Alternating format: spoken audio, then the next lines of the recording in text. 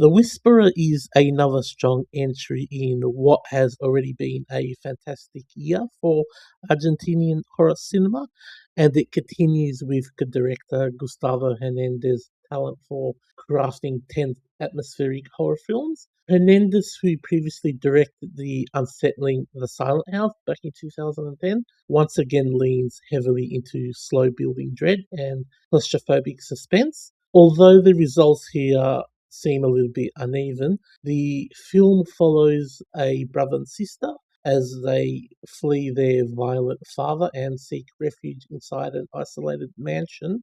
What begins as a gothic psychological horror story slowly expands into something far stranger involving a family curse, mysterious illnesses, and also a disturbing subplot involving snuff movies centered around a neighboring group who, as I said previously, now just make snuff films.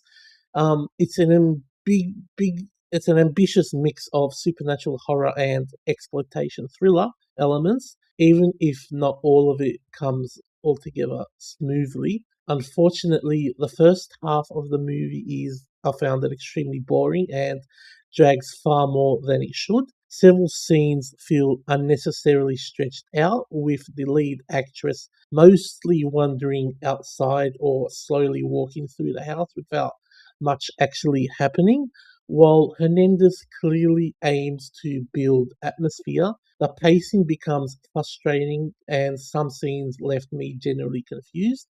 The snuff film subplot involving the group next door also feels awkwardly inserted and first making the narrative feel messy and disconnected during the opening hour of the film. Thankfully, the film completely turns itself around once the truth behind the sickness is revealed. From that point onwards, the tension ramps up dramatically and the movie becomes generally exciting. The practical effects are incredibly well done, and the creature design looks absolutely fantastic, delivering some memorable horror imagery that makes the slower build up feel more worthwhile in hindsight. Hernandez clearly knows how to stage unsettling visuals, and the final act contains some of the film's stronger moments. The ending itself is, while it is anticlimactic in a traditional sense,